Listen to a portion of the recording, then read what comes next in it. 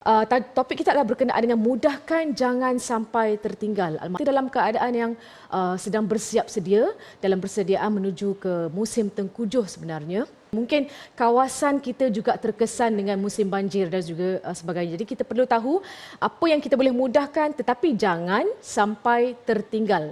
Terutama sekali dalam bab-bab ibadah. Kita akan fokus hari ini insya-Allah.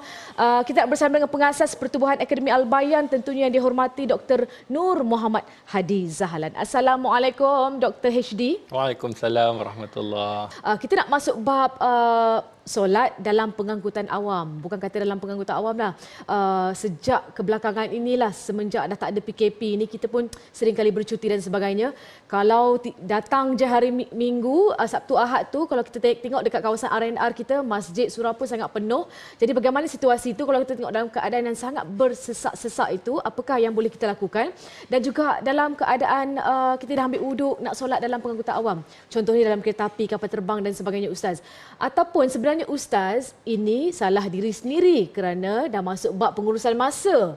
Kan? Jadi macam mana? Waktu kita yang kita atur tak betul ni ke? Atau sebenarnya dibolehkan sebenarnya dalam Islam? Silakan Ustaz. Baik, bismillahirrahmanirrahim. Terima kasih pada Farah. Sama-sama. Soalan yang panjang sebenarnya kan. Tapi kita ringkaskan soalan tu. Kita kena faham bila kita naik kapal terbang, memang kita tak boleh minta orang kata pilot tu berhenti kejap, saya nak solat. Tak boleh. Cuma apa yang kita boleh tengok jadual penerbangan kita. Sekiranya jadual penerbangan kita itu boleh menyebabkan kita nak bermusafir. Dan bila kita nak musafir tu, kata para alim ulama, khususnya dalam mazhab Syafi'i, menyatakan bahawa kita ni kena menepati rukun dan syarat solat itu sekadar mana yang kita boleh kita menepati, kita kena tetapkan kemampuan kita.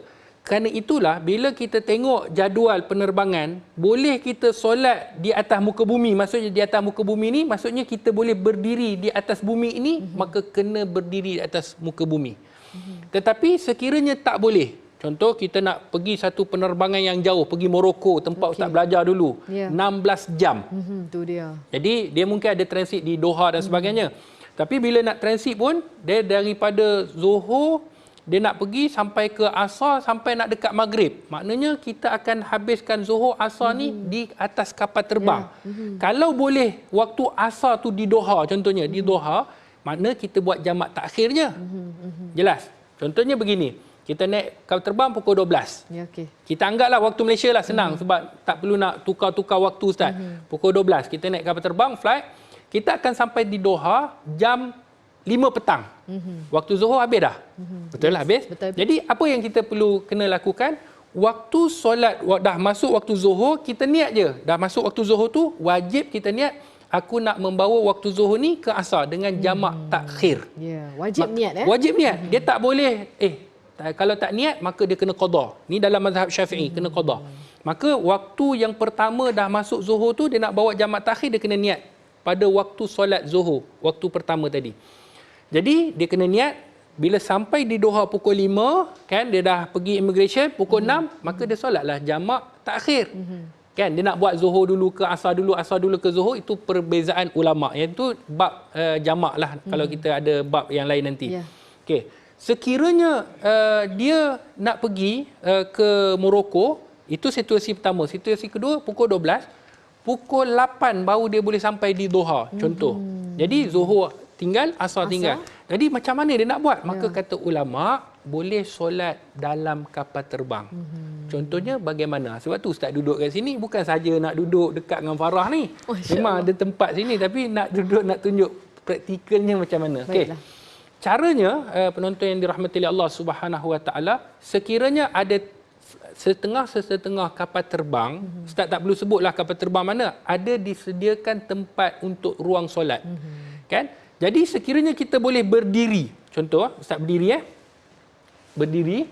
Okey, kita boleh berdiri, Ustaz kiblat dia belah sini. Kalau kita boleh menghadap kiblat, kita tahu menghadap kiblat, maka kita kena menghadap kiblat dalam keadaan berdiri. Kan kapal terbang dia tak adalah bergoyang.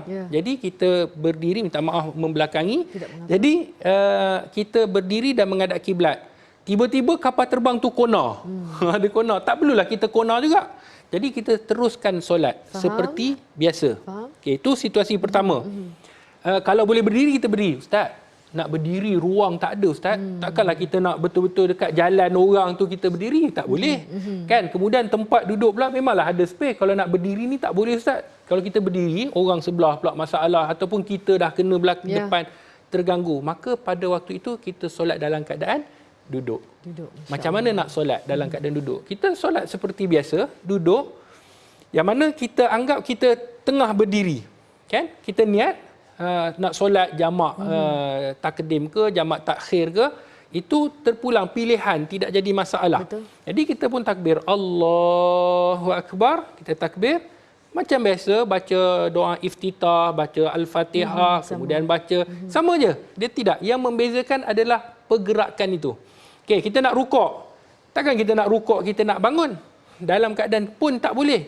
Kita Allahu Akbar, rukuk dalam kadar yang sedikit bawah. Begini kan, bawah. Okey.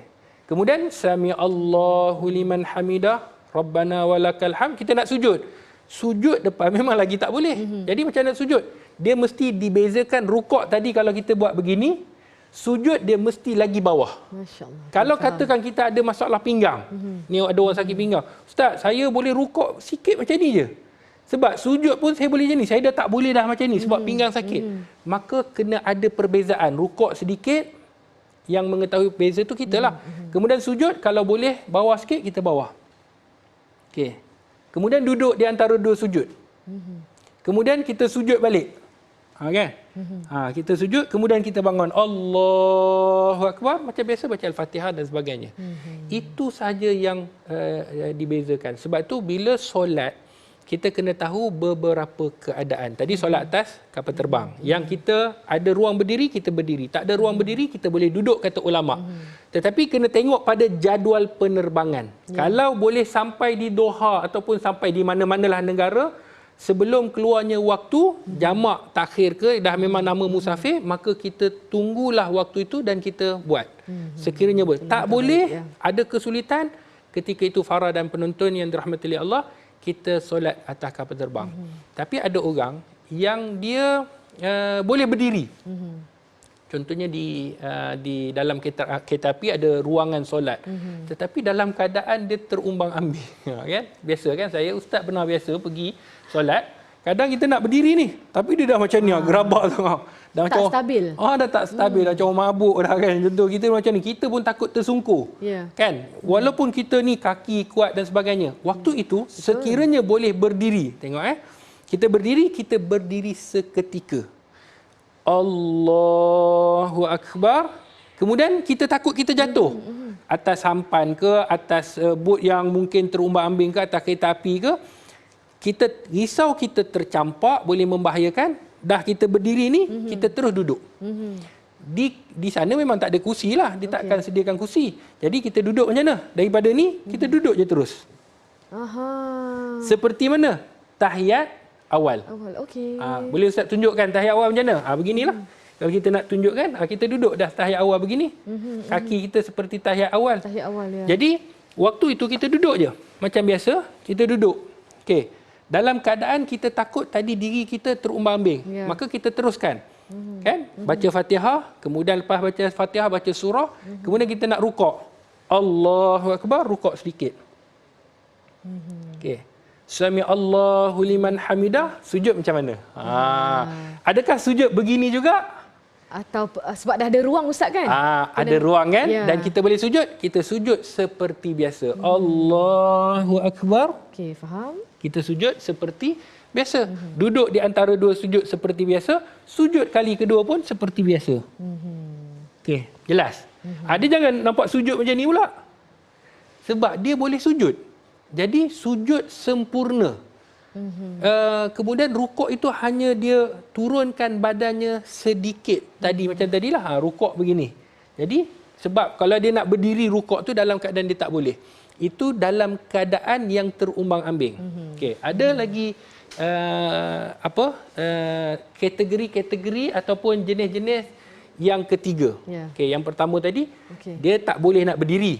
Memang tak boleh nak berdiri, dia boleh duduk. Solat duduk. Yang kedua, dia boleh berdiri tapi dalam keadaan terumbang-ambing, dia takut. Maka dia berdiri seketika, kemudian dia Terus duduk. Ya. Kemudian dia rukuk macam tadi, kemudian sujud seperti biasa. Yang ketiga, dia sakit. Ini kita ambillah kategori-kategori darurat yang pelbagai keadaan. Okey. Ni sakit pula. Okey. Sakit yang dia boleh tahan seketika. Contohnya, start berdiri. Ni sakit pinggang ni, sakit lutut, sakit pinggang. Dia sampai kat surau, kat masjid selalunya, tiba-tiba dia duduk. Okey. Sedangkan dia boleh berdiri seketika, maka tak sah. Oh. Dia kena berdiri. Okey, Sekiranya dia mampu. Allahu Akbar. Dia mampu berdiri, dia berdiri dahulu. Kemudian memanglah sakit, dah memang dia tak tahan. Lepas tu apa dia buat? Barulah dia duduk. Okey, faham. Kemudian ada lagi kemudiannya. Penonton kena fokus betul-betul dengan ustaz. Kemudian bila dia duduk ni, ada tempat sandar belakang ni, Farah. Dia tak boleh sandar. Oh, sedap semayang sandar. Tak dibenarkan sandar.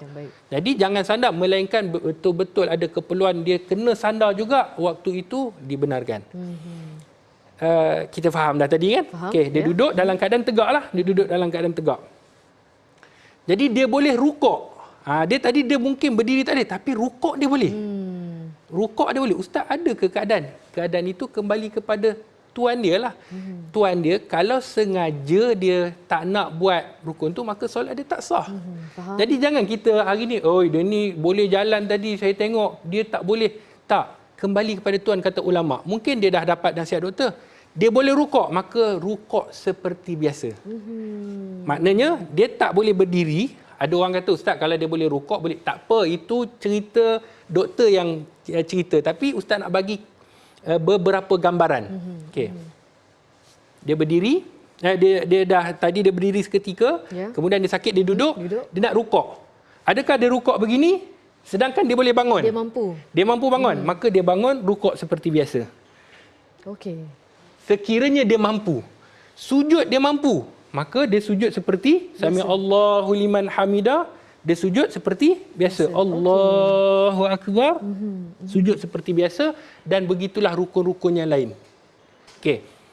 Keadaan yang keempat. Ustaz, sekejap. Keadaan tadi lebih kurang saya teringat waktu mengandung. Bila dah masuk ke fasa yang terakhir itu, dah kandungan dah masuk ke 8 bulan, 9 bulan. Betul. Maksudnya kita masih lagi mampu jalan. Kita perlu berdiri seketika dulu. Betul. Baru duduk. Betul. Kalau tak larat. Okay. Ada orang, betul. Ibu-ibu mengandung, dia memang kadang-kadang dia tak larat. Dia boleh berdiri, dia wajib berdiri seketika. Dia tak boleh, terus duduk je lah, semayang duduk. Sebab yang saya tengok adalah mereka terus duduk. Tak boleh. Kena berdiri seketika. Kena berdiri, kerana dia mampu berdiri. Melainkan kalau orang tu dah memang tak mampu, dia kata tak boleh ustaz, saya memang sakit. Tak apa, duduk. La yukallifullahu nafsan illa wus'aha tadi. Allah tidak membebani. Tak boleh, kita tahu. Boleh tak boleh, kita. Jadi tak boleh kita duduk terus. Tapi kalau mampu, kata ulama, mampu berdiri seketika, wajib berdiri seketika. Okey. Jadi kita dah tahu dah gambaran dia. Kalau tadi mampu berdiri, kemudian kita duduk. Kalau tak mampu, kita duduk terus. Okey. Kemudian bila duduk, kita mampu rukuk seperti biasa.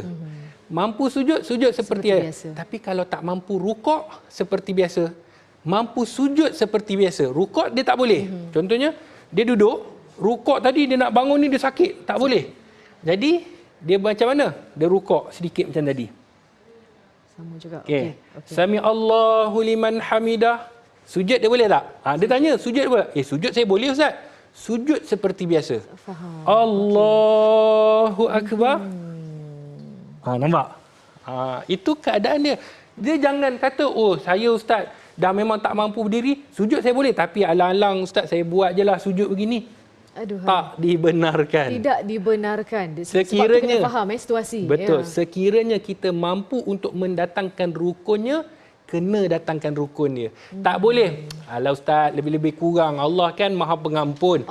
Dia bukan masalah Allah Maha Pengampun, tetapi sekiranya kita perlu untuk melakukan perkara yang demikian, dalam keadaan yang demikian, maka kita kena datangkan rukun dan syarat seperti mana yang keadaan kita mampu tadi. Jumpa lagi minggu hadapan insya-Allah. Insya-Allah. Baiklah. Sekian saja insya-Allah. Insya-Allah banyak lagi perkongsian yang menarik bersama dengan anda penonton setia. Assalamualaikum. Stay tuned.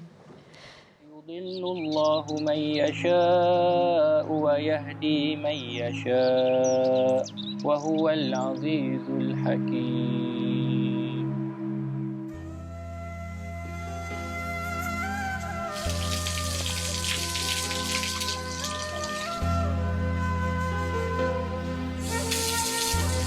Rapatkan saf.